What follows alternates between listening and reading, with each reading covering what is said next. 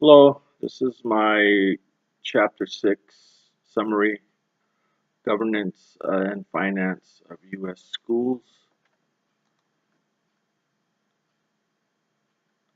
Okay, in the reader's voice, the section, why do you need to understand educational politics? An understanding of national, state, and local educational politics enables teacher leaders to help set the direction of educational reform in our country, from influence policies about school funding to what and how teachers teach, to how teachers are evaluated. Teachers should become politically involved in their profession. Okay, and the definition that the book gives for educational politics is how people use power, influence, and authority to affect instructional and curricular practices within a school or school system.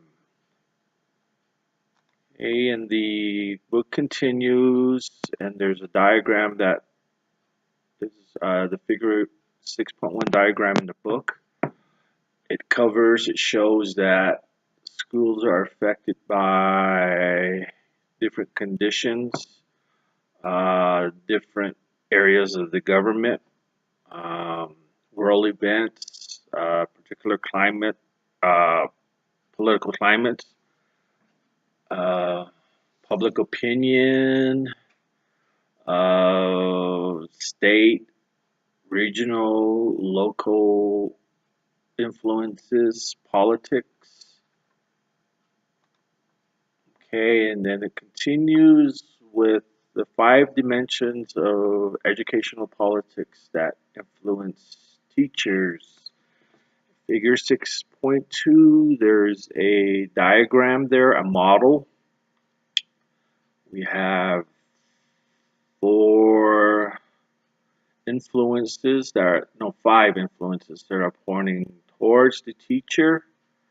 One is the political pressures from the federal and state and local levels, conflicting beliefs about what should be taught and how it should be taught, competition for educational resources, changing legal rights and responsibilities of teachers, push for higher standards, testing, and accountability. Just by looking at that, that's pretty complex. And that's our job. Very, very, very complex. Accountability to ensure the schools, teachers, and administrators produce results. That's why we are here as teachers, to be accountable for the kids that we see and teach each day of the week. Uh, and it continues about how does a local community influence schools. In the book, it says that the 10th Amendment is used as the basis for giving states the legal authority to create and manage schools. Okay, the 10th Amendment gives to the states all powers not reserved for the federal government and not prohibited to the states. The states, in turn, have created local school districts, giving them responsibility for the daily operation of public schools. Okay, as a result, there's different school districts that has been created. Demographics. Our local school district, the Gallup-McKinley County School District, I believe area-wide we're the largest in the state. I know there is a community that's 2 hours from here, approximately, no, a little bit less than 2 hours, that is located within our school district. Okay, and the graphics include the school age of children, occupational and income levels of the parents, operating budget, number of teachers, teachers, economic resources, and income and number of student school buildings. These serve the school districts, I believe, in creating an area. Okay, and the book continues with the school board. A school board is an acting state agency responsible for the following: improving the teachers, administrators, and other school personnel hired by the superintendent, developing organizational and educational policies, and determines procedures for evaluating programs and personnel. So that's the responsibility of the school board. The school boards are elected members. I have attended one school board meeting. There was, I think, 5 members plus the superintendent, who was, I believe, the president. And so the organization structure for a school district is the board, then the superintendent, then a associate superintendent. Right now, our superintendent is Mike Hyatt, so he's our current superintendent. And then it goes down the line to the different administrators, then our principals, then above us are, no, then we have assistant principals, and then us as teachers. Okay.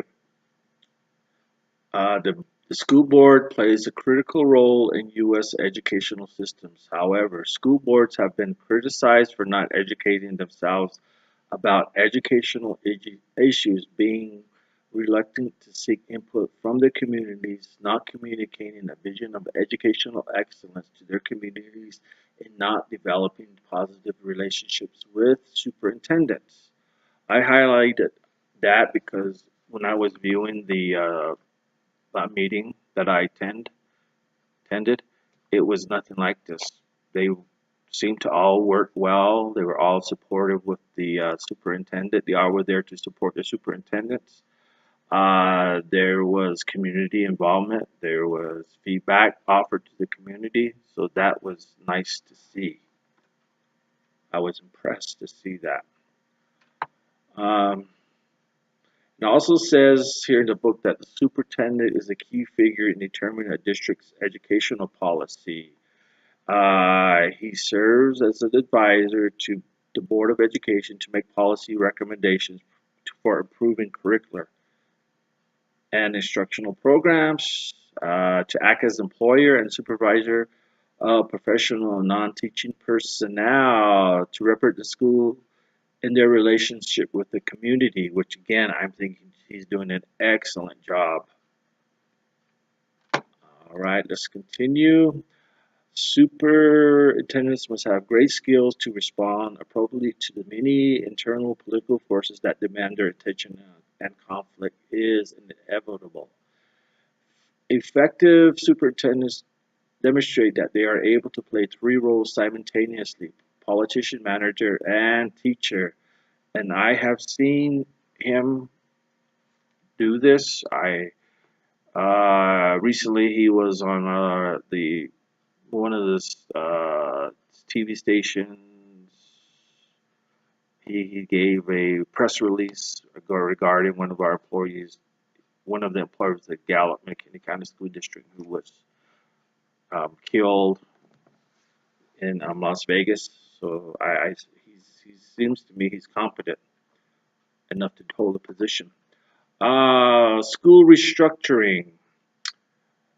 Okay, that is to improve the performance of schools, to decentralize the system of governance, and to enhance the professional status of teachers. Some districts are restructuring their school systems. I'm not, haven't heard of anything going on lately about restructuring schools here in the Galvin County School District. Okay, I went over that, and to me, if they were restructuring, that would take time and a lot of feedback, a lot of questions to the community, a lot of questions that need to be answered. So a lot of research has to be conducted if they were to do that. Okay, and then next we have there's the part there where about the struggle for control for schools in different areas of the country in different cities. To me, that was not relevant. Had no relevance of what I'm doing here, so I didn't really go into that. Uh, okay, then we continue. What powers and influence do states have in governing schools? Uh, they we have our. I'm sure they do have. The state does have influence school systems. They provide money that that's needed. Um, they, we have the secretary, uh, Chris Rosnowski, I believe that was his name. He was asked to, or he came and visited the school district, and I remember there being a full article about his visit to the district. So I'm thinking that it was very important. So that's pretty much political, and we should be all aware of that. Organizational structures of typical state systems. We have the governor, the state board of education, and we have in there again the secretary of education. I think that was developed in the early 2000. So then he took over. Chris Rosowski took another person's position there. So that was happening before I started teaching. Uh, there's a level or organization structure that's in the book there. Okay, and then it talks about state courts on how they impact the education. Example was given in the state of Kentucky, how I believe the state took over that school district because the school district was ineffective. So that happened there. Uh, no, that was I'm sorry, in Philadelphia, Pennsylvania, because it was deemed ineffective, that school district. Okay, the State Board of Education is the regulatory advisory functions generally held by state boards are as follows: ensuring that local school districts adhere to legislative educational policy rules and regulations, setting standards for issuing and revoking teaching and administrative certificates, establishing standards for accrediting schools, managing state monies appropriated for education, developing and implementing a system for collecting educational data needed for reporting and program evaluation, advising the governor and other state legislators on educational issues, identifying both short and long range educational needs in the state and developing plans to meet those needs, hearing all the disputes arising from implementation of its educational policies. So the State Board of Education does a lot. Okay, and then it covers how do regional education agencies assist schools. There was a section in there where it says about half of the states have some form of intermediate or regional unit The average unit is made up to 22 local school districts and covers a 50 square mile area. I haven't heard of anything like that, so I know in the book it lists different states, California, Texas, Washington, they're set up in that system. How do federal government influence education? There, here, when we're dealing with native, majority of native population, the school is located on the Navajo reservation, so of course we're dealing with government influences. I know we get a lot of grants from the feds. This particular school, and I believe all the other schools are located on the reservation. So that is these grants, these initiatives were put in place, and history tells us it's because of the treaties that were enacted way long ago. Okay, so we continue here with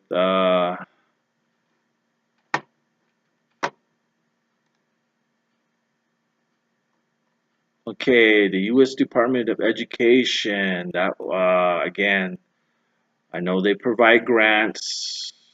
Uh, they set some standards, I believe, and I know that the grants were, we receive some type of funding from federal money. There's, stipulations. There's a lot of things that need to be done. How to do this, when to do this, where to do this, who to do this, with a lot of loops that have to be um, gone through in order for the grants to be approved. Okay, then we continue. What role do teachers leaders play in school governance? We have teacher leaders here. They're part of a elite community. I'd like to say that. Uh, they seem to be more, I don't, I guess, have a different approach on how to teach the students here at this particular school. That's the way I see it. Um, so they have, I'm sure they have plenty of time. To me, seems like a lot of planning, which they seem to have. They do a lot for the school here. We have three lead teachers. Um, Two of them are are new to teaching. That's where they're teachers. They didn't go through a licensure um, process. They went to college to become a teacher. So that's where they're at. And I guess that's what hybrid teachers are. They combine uh, part-time classroom teaching with leadership roles in the school district. Uh, they combine classroom teacher with other responsibilities, which they do. They provide leadership for particular school-wide projects or activities, which they do, and may or not be the principal or a member of the school administration. Well, usually both the administrators and the principal work with the leadership team to develop projects and activities for the students and for the school as a whole. There's different dimensions of becoming a teacher leadership, which I guess these are the characteristics. You have to have a vision. You must be, you know, able to speak in public. Uh, you have to be networked. You have to be able to work well with others. You have to be a team leader. You just have to overall be a good person who's focused, whose direction is on the best outcome for the school. Um, how are school financed in the United States? I was told that since the school building that I'm sitting in right now is not far removed from any industry. We don't have property out. When you walk out, there's little infrastructure. So uh, we rely on, I guess, property tax that comes from the city of Gallup, which is about 30 miles from here. That's maybe a majority of where our sources is coming up funding. Um, right here in the book, it states that sources of funding, revenues for education are influenced by many factors, include the apportionment of taxes among the local, state, and federal levels, the size of the tax base at each level, and competing demands for allocated funds at each level. In addition, funding for education is influenced by the following factors: the rate of inflation, the health of national economy, the size of the national budget deficit, taxpayer revolts to limit the use of property taxes to raise money, such as Proposition 13 in California, as in Oregon's property tax limitation. So again, property taxes is determined. I think it's determined most of this funding for part of, or not most, but some of the funding for our school district. Uh, Again, state funding. The funding comes from taxes, from the state. Go to the store. There's goods there. Gas, property. I believe there's taxes on that. I'm sure that a lot of those taxes that as tax-paying citizens that it trickles down to school, the education systems. So, and we continue with chapter 6. It talks about excellence in schools, the choice, the school choice for, for I guess for parents who choose to their education for their students or for their child. I don't think that's really happens here. Again, the students come from the area here, and their only choice would be going 30 miles away. And I don't think a lot of parents would agree with that. Okay, in the voucher system, the book says is distributing educational funds according to voucher plan. Parents would be given government funding vouchers to purchase education service at the school of their choice. I'm not sure if that is even available here at the Gallup-McKinley County School District or in this county. Uh, so that is pretty much all of the other stuff is just business oriented.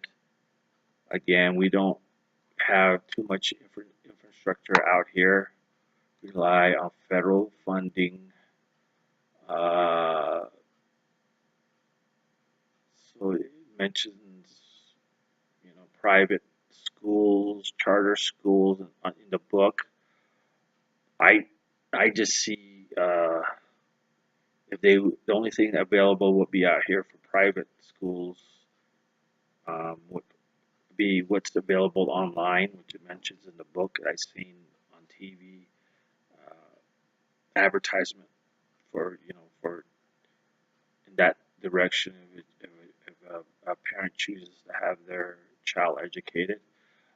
Charter schools, I believe there's one in Gallup or a couple. I'm not sure. I'll have to look into that. So that's all I have for this chapter. So thank you.